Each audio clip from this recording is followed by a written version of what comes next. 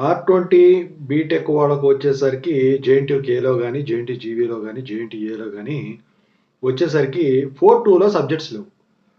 So, దాని గురించి 4.1 BTech exams ఎలాగో అయిపోయినాయి. వాళ్ళకయిపోయినాయి, వీళ్ళకయిపోయినాయి. జేఎన్‌టీయూ జీవీ అయితే రిజల్ట్స్ కూడా డిక్లేర్ చేసింది. అయితే ఇక 4.2లో వచ్చేసరికి ఏంటంటే ప్రాజెక్ట్‌తో పాటు ఇంటర్న్‌షిప్ కూడా ఒకటుందనమాట. సో, దాని విధి విధానాలు ఇయన్నీ ఇంతకుముందు మనం పెట్టాం. సో, కమ్యూనిటీ సర్వీస్ ప్రాజెక్ట్ వేరు మళ్ళీ. అది థర్డ్ ఇయర్‌లో ఉండేదది. అయితే ఇక్కడ చాలామంది స్టూడెంట్స్ అడుగుతా ఉన్నారు. ఇప్పుడు ప్రాజెక్ట్ ఎలాగో చేస్తున్నాము, ఈ ఇంటర్న్‌షిప్ కూడా చేయాలా అని చెప్పేసి అది ఏ యూనివర్సిటీ అనే మూడిట్లో. సో, దాని గురించి ఇప్పుడు మాట్లాడుకుందాం అనమాట. ముందుగా అయితే ఇంతవరకు ఈ ఛానెల్ సబ్స్క్రైబ్ చేసుకోకపోతే చేసుకోండి. వీడియోని లైక్ చేయండి, షేర్ చేయండి. టెలిగ్రామ్ గ్రూప్‌లో ఖచ్చితంగా జాయిన్ అవ్వండి. డిస్క్రిప్షన్‌లో ఉంది లింకు. సో, అందుట్లో కాల్ మీ 4 యాప్ ఐడీస్ కూడా ఇచ్చాను. వాట్సాప్‌లో కూడా ఇచ్చాను. సో, మీకు ఏమైనా డౌట్స్ ఉంటే కాల్ చేయండి. అయితే ఈ R20లో 4.2లో వచ్చేసరికి ఏంటంటే ఇంటర్న్‌షిప్, ప్రాజెక్ట్. ప్రాజెక్ట్ అనేది కంపల్సరీ చేయాల్సిందే. ఇక ఇంటర్న్‌షిప్ అంటారా? అదొచ్చేసరికి ఏంటంటే ఇంటర్న్‌షిప్ గవర్నమెంటు ఆహ్, కొంతమందిని సెలెక్ట్ చేస్తుంది గదా! R20 వాళ్ళ ఫస్ట్ బ్యాచ్ నుంచి గూడా పాస్డ్ ఔట్ వాళ్ళు ఎవరైతే ఉన్నారో లాస్ట్ ఇయర్ నుంచి. అప్పుడు వాళ్ళందరిని టాపర్స్‌ని సెలెక్ట్ చేసి ఒక ఐదుగురినేమో కాలేజీకి సెలెక్ట్ చేసినట్టుంది. సో, వాళ్ళు వెళ్లి ఎక్కడ చేసుకుంటారు? స్కూళ్ళకో వాళ్ళ దగ్గరలో ఉన్న వాటికి గవర్నమెంట్ వాటిల్లోకెళ్ళేసి ఇంటర్న్‌షిప్ అనేది చేసుకుంటే 12,000 ఏదో ఇస్తారు. అది పోయిన సంవత్సరం వీడియోలో ఉంది చూడండి. అయితే ఇప్పుడు ప్రాజెక్టు, ఇంటర్న్‌షిప్ 2 ఉండాలా అంటే ఇంటర్న్‌షిప్ అనేది మీరు ఈ ప్రైవేటు కంపెనీస్ ఉంటాయి గదా! వాటిలోనే చేసుకోవచ్చు. పెద్ద ప్రాబ్లమ్ ఏం గాదు. సో, ఇప్పుడు ప్రాజెక్ట్ అయితే కంపల్సరీ చేయాలి. ఇంటర్న్‌షిప్ అనేది ఏంటంటే మీ కాలేజీ వాళ్ళు ఎవరైతే ఉంటారో సో, వాళ్ళు ఇబ్బంది పెట్టే దాన్ని బట్టి ఉంటుందండి.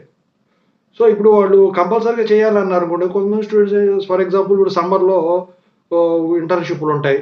సో, వీళ్ళు వెళ్ళకుండా ఏం జేస్తారంటే ఇన్‌స్టిట్యూటు దాంట్లో మాట్లాడుకొని ఓ 4 రోజులు వెళ్ళేసి ఆ తర్వాత తీసుకోవడం జరుగుతుంది. సీఎస్‌పీ కమ్యూనిటీ సర్వీస్ ప్రాజెక్ట్ అయినా లేదా ఇంటర్న్‌షిప్ అయినా. అయితే ఈ కాలేజీ వాళ్ళు బలవంతం చేస్తే కంపల్సరీగా అయితే ఇంటర్న్‌షిప్ అది చేయాలి. అయితే ఇవాళ రోజున వచ్చేసరికి ఏంటంటే ఈ ఇంటర్న్‌షిప్స్ దానికి ఖచ్చితంగా అయితే సర్టిఫికేట్ అడుగుతున్నాడు. ఎందుకంటే కొన్ని యూనివర్సిటీలు వచ్చేసరికి ఆహ్, ఆ ఇంటర్న్‌షిప్‌కి గనక సర్టిఫికేట్‌లు గనక సారీ కొన్ని కాలేజీలు వచ్చేసరికి ఇంటర్న్‌షిప్‌కి సంబంధించిన సర్టిఫికేట్ గనక ఇవ్వకపోతే వీళ్ళు పైకి దానికి సంబంధించినయి ఉంటాయి గదా! కొన్ని అయి పంపించట్లేదు.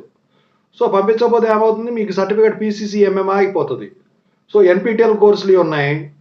సో, ఫర్ ఎగ్జాంపుల్ అదే తీసుకోండి. సో, దాని కేసులాగా ఇదవుతుంది. ఇబ్బంది పెట్టడం కాలేజీ అయితే మీకు ప్రాబ్లమ్ ఉండదు. అది మీరు మేనేజ్ చేసుకునే విధానంలో ఉంటుందనమాట.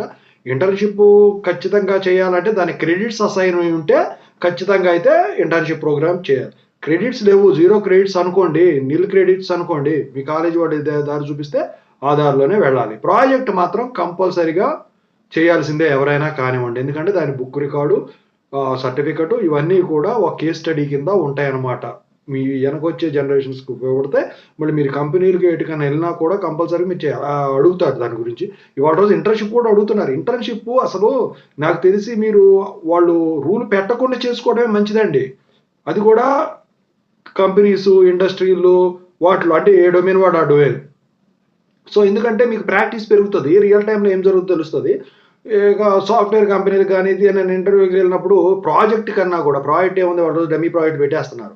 ఇంటర్న్‌షిప్ నేను ఇలా చేశానండి అని చెప్తే you will be getting more scoring compared to others. That is, they will be giving additional points compared to the other students who attended that interview. So, compared to you. So, ఇదనమాట ఓవరాల్‌గా. ఓకేనా? So, దాన్ని బట్టి decide చేసుకోండి. Thank you so much.